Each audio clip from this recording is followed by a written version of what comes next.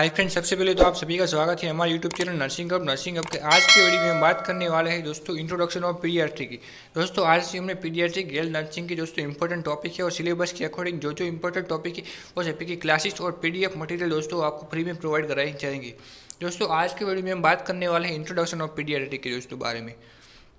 सबसे पहले paediatric word को समझ लेते हैं। सबसे पहले the term of the paediatric derived from the Greek word. तो पीडियाट्रिक वर्ड है वो कहाँ पर से निकल कर आया है। तो पीडियाट्रिक वर्ड है वो ग्रीक वर्ड से निकल कर आया है। अब हम पीडियाट्रिक को समझते हैं। तो पीडियाट्रिक का मीनिंग क्या होता है। जो पीडियाट्रिक है वो तीन वर्ड है उससे मिलकर बना हुआ एक वर्ड है। पहला किसी पीडिया, दूसरा है आईट्रिक और तीसरा है ICS। और हम एक एक को अलग अलग करके समझते हैं। पीडिया का मीनिंग क्या होगा। पीडिया का मीनिंग होगा चाइल्ड। आईट्रिक का मीनिंग क्या होगा, ट्रीटमेंट। और ICS का क्या होगा मीनिंग, उसका होगा ब्रांच ऑफ साइंस। इस तीनों को मिलाकर दोस्तों उसका मीनिंग क्या हुआ टोटली इसका मीनिंग ये हुआ कि जो पीडियाट्रिक है वो चिल्ड्रन की ट्रीटमेंट के लिए एक मेडिकल साइंस की ब्रांच है और इसमें हम चिल्ड्रन की केयर करते हैं। उसकी डेफिनेशन हम थियोरिटिकल पॉइंट ऑफ व्यू से समझते हैं, देखते हैं। चलिए आगे देखते हैं उसकी डेफिनेशन क्या है। उसकी डेफिनेशन आपको यहाँ पर दिख रही है। Paediatric can be defined as the branch of medical science that deals with the care of the childhood to adolescence in health and illness।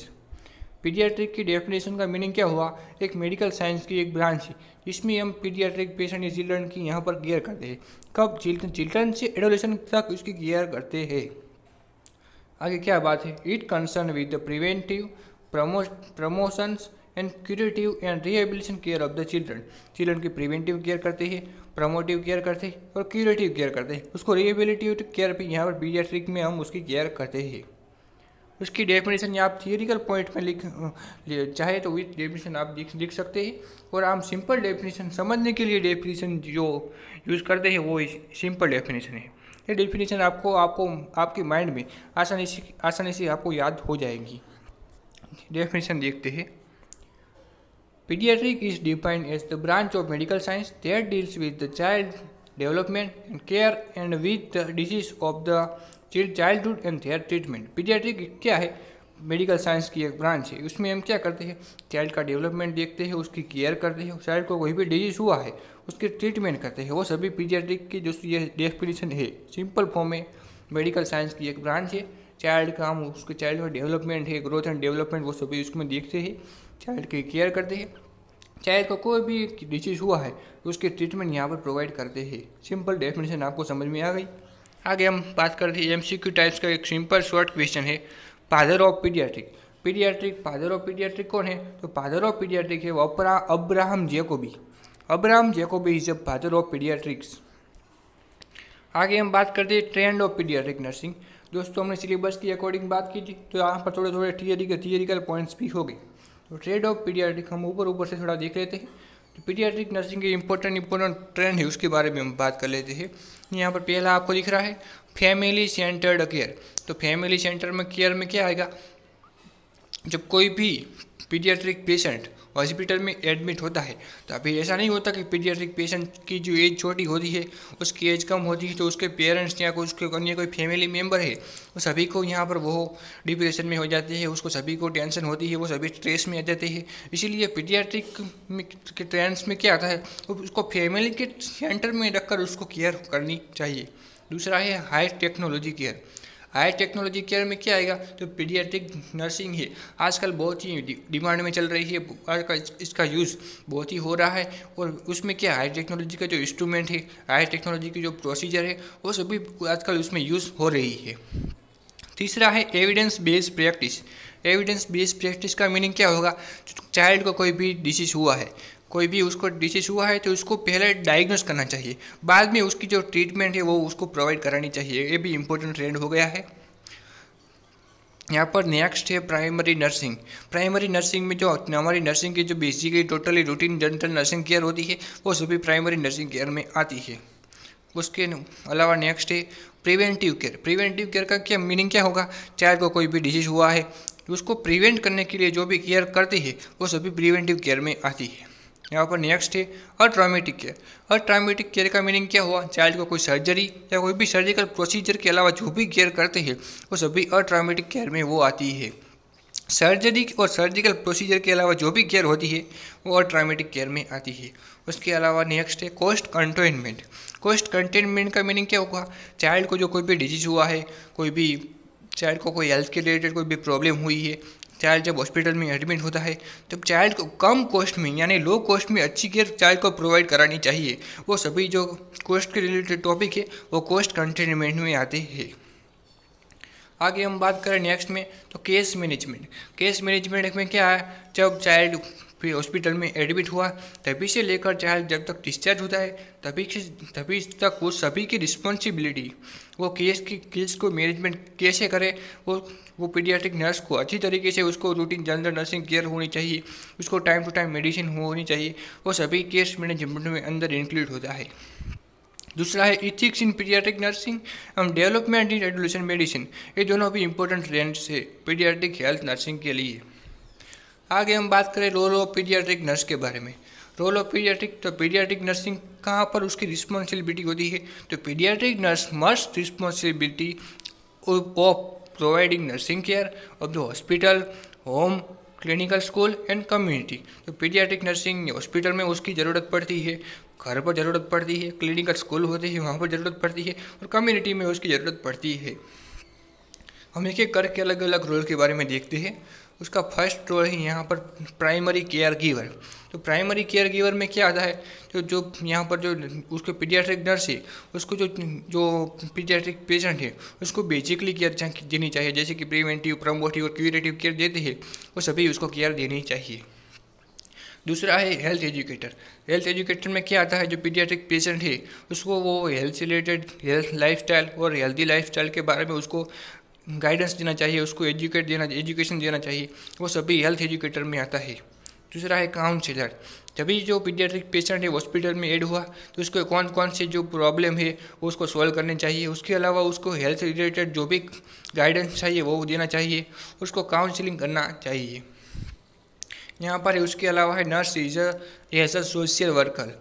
Nurse as a paediatric patient जब यहाँ पर एडमिट होता है नर्स को social worker की तरह उसको काम करना चाहिए। जो भी सोशल सर्विस है उसको चाइल्ड को प्रोवाइड करानी चाहिए। यहाँ उसकी जो कम्युनिटी में एरिया में जो भी पेशेंट है तो उसको जो कम्युनिटी में जो भी इम्पोर्टेंट सोशल वेलफेयर एजेंसी है उस तक चाइल्ड को रिफ़र करना चाहिए ताकि चाइल्ड को भी बेनिफिट मिल सके। Team coordinator and collaborator. जो पीडियाट्रिक नर्स है उसको क्या करना चाहिए? उसकी जो हेल्थ की जो टीम है उसको साथ टीम के साथ उसको कोऑर्डिनेटर अच्छा होना चाहिए, उसकी जो बिहेवियर है, उसका कम्युनिकेशन है वो टीम के साथ बहुत ही अच्छा होना चाहिए। उससे पीडियाट्रिक पेशेंट है उसकी जो ट्रीटमेंट है उसमें बहुत ही उसको बेनिफिट मिल सकता है। मैनेजर, तो मैनेजर का क्या काम होता है? जो पीडियाट्रिक जो पेशेंट है वो हॉस्पिटल में एडमिट होता है तब उसको मैनेजर की तरह उसको दोस्तों यहाँ पर उसको ट्रीट करना चाहिए। उसको जो केयर मिल रही है वो अच्छी से अच्छी केयर कैसे मिल सके उसके बारे में, उसको जो केयर मिली है वो कितनी यहाँ पर उसको इफेक्टिव है, उसमें क्या क्या इम्प्रूवमेंट लाना है, वो सभी दोस्तों नर्स जैसे मैनेजर दोस्तों वहाँ पर भी उसका इम्पोर्टेंट रोल होता है। दूसरा है चाइल्ड केयर एडवोकेट। दोस्तों यहाँ पर जो चाइल्ड है उसको नर्स ऐसे एडवोकेट का वो भी इम्पोर्टेंट रोल होता है। यहाँ पर दूसरा है नर्स एज अ रिक्रिएशनलिस्ट। दोस्तों यहाँ पर वो भी इम्पोर्टेंट है। दोस्तों यहाँ पर उसको क्या करना चाहिए? यहाँ पर उसको सपोर्टिव यहाँ पर रोल हुई। उसको क्या करना चाहिए? जब पीडियाट्रिक पेशेंट हॉस्पिटल में एडमिट होता है तब दोस्तों यहाँ पर पीडियाट्रिक पेशेंट है तो उसको होम जैसा एनवायरनमेंट दोस्तों यहाँ पर उसको देना चाहिए। वहाँ पर दोस्तों उसको एडजस्ट होने में जो भी यहाँ पर डिफ़िकल्टी आती है, जो भी प्रॉब्लम आती है वो सभी यहाँ पर उसको सॉल्व करना चाहिए। और दोस्तों यहाँ पर पीडियाट्रिक नर्स को चाइल्ड के लिए प्ले फैसिलिटी और उसको इमोशनल दोस्तों डाइवर्ट है वो भी उसको करना चाहिए। यहाँ पर है इसके अलावा है नर्स कंसल्टेंट। दोस्तों ये भी इम्पोर्टेंट रोल है, इसके लिए भी दोस्तों यहाँ पर नर्स प्रिपेयर होनी चाहिए। दोस्तों यहाँ पर है नर्स एज अ रिसर्चर। दोस्तों पीडियाट्रिक नर्स है, उसको चाइल्ड के इम्पोर्टेंट जो चाइल्ड के जो मेन प्रॉब्लम है उसको उसका रिसर्च करना चाहिए। रिसर्च में क्या करना चाहिए दोस्तों, ये प्रॉब्लम है दोस्तों, इसको इम्प्रूवमेंट किस तरह से लाया जाए और उसकी नर्सिंग प्रैक्टिस में वो बहुत ही हेल्पफुल हो सकता है। और उसको अलग अलग दोस्तों यहाँ पर इंटेंसिव केयर यूनिट है, DONT है दोस्तों, वो सभी में दोस्तों ये भी इम्पोर्टेंट रोल यहाँ पर वो भी अच्छा बन सकता है। दोस्तों यहाँ पर पीडियाट्रिक दोस्तों हम स्टेज की बात करें तो पीडियाट्रिक के दोस्तों यहाँ पर 2 स्टेज होते हैं, इंट्रा यूट्राइन स्टेज और दूसरा है एक्स्ट्रा यूट्राइन स्टेज। तो इंट्रा यूट्राइन स्टेज में क्या आता है, जब जो चाइल्ड है जो वो अंदर यूट्रस के अंदर होता है उसको इंट्रा यूट्राइन बोलते हैं, और दूसरा एक्स्ट्रा यूट्राइन जो यूट्रस के बाहर आ जाता है तब उसका एक्स्ट्रा यूट्राइन बोलते हैं। वो सभी की दोस्तों यहाँ पर उसकी चर्चा अगले वीडियो में करेंगे। आज हम इंट्रोडक्शन ही देखेंगे। दोस्तों यहाँ पर 0 से 2 वीक है, उसको क्या बोलते हैं, 0 से 2 वीक उसको बोलते हैं जाइगोट बोलते हैं। 2 से 8 वीक तक उसको एम्ब्रियस बोलते हैं, और 8 से दोस्तों यहाँ पर 14 वीक तक दोस्तों 40 वीक तक उसको बोलते हैं फीटस बोलते हैं। ये बहुत ही इंपॉर्टेंट है दोस्तों, MCQ में कई बार दोस्तों इसमें से क्वेश्चन आ जाता है। 0 से 2 वीक तक क्या बोलते हैं, जाइगोट बोलते हैं। 2 से 8 वीक तक क्या बोलते हैं, एम्ब्रियस बोलते हैं, और 8 से 20 वीक तक बोलते हैं उसको फीटस बोलते हैं। दोस्तों हम एज की बात कर लेते हैं, कौन सी एज में कौन से नाम से यहाँ पर बोला जाता है। जब 0 से 28 तक क्या बोलता है, जब चाइल्ड का बर्थ हो जाता है उसका जो 0 से 28 तक दिन है, डेज है, उस तक क्या बोलते हैं, उसको हम बोलते हैं नियोनेट बोलते हैं। नियोनेट में भी 2 नियोनेट आते हैं, अर्ली नियोनेट और लेट नियोनेट। 0 से बर्थ टाइम्स हुआ तो उसके 7 दिन के अंदर उसको क्या बोलते हैं, हम अर्ली नियोनेट बोलते हैं, और 7 से 28 दिन तक उसको बोलते हैं लेट नियोनेट बोलते हैं। 0 से बर्थ हुआ, बर्थ से 7 डेज तक उसको बोलते हैं अर्ली नियोनेट, और 7 से 28 दिन तक उसको बोलते हैं लेट नियोनेट। टोटली 0 से 28 दिन तक उसको क्या बोलते हैं, नियोनेट बोलते हैं। आगे हम बात करें 1 मंथ तक, 1 मंथ से 1 ईयर को उसको क्या बोलते हैं, 1 मंथ टू 1 ईयर उसको बोलते हैं इन्फेंट बोलते हैं। 1 to 3 ईयर उसको क्या बोलते हैं, 1 to 3 ईयर उसको क्या बोलते हैं, इसको टोडर बोलते हैं, टोडर बोलते हैं। 3 से 6 ईयर तक क्या बोलते हैं, इसको प्री स्कूलर भी बोलते हैं और प्री स्कूल एज भी, ये दोनों बोलते हैं। यहाँ पर दोस्तों आपको कंफ्यूज नहीं होना, प्री स्कूलर भी बोलते हैं और प्री स्कूल एज भी बोलते हैं। 6 से 12 ईयर के अंदर उसको क्या बोलते हैं, 6 to 12 ईयर्स दोस्तों इसको क्या बोलते हैं, स्कूल गोइंग एज बोलते हैं। और 12 से 18 ईयर्स की एज है उसको क्या बोलते हैं, एडोलेसेंट बोलते हैं। आगे हम दोस्तों पीडियाट्रिक की दोस्तों बात करें तो आगे आज के वीडियो में हम दोस्तों पीडियाट्रिक है और न्यू बोर्न दोस्तों यहाँ पर जो भी न्यू बॉर्न बेबी है उसको नॉर्मल पैरामीटर की दोस्तों आज के वीडियो में हम बात करेंगे। तो न्यू बॉर्न बेबी है उसके नॉर्मल पैरामीटर के अंदर दोस्तों हम क्या करेंगे, उसका वेट देखेंगे। तो न्यू बॉर्न बेबी उसका वेट कितना होना चाहिए एट अ बर्थ टाइम दोस्तों, यहाँ पर न्यू बॉर्न बेबी जब बच्चा यहाँ पर उसका बर्थ हुआ है तभी की दोस्तों यहाँ पर बात करें तो उसका वेट होना चाहिए 2.5 से 3.5 kg यहाँ पर होना चाहिए। कितना, 2.5 से 3.5 kg यहाँ पर उसका वेट होना चाहिए।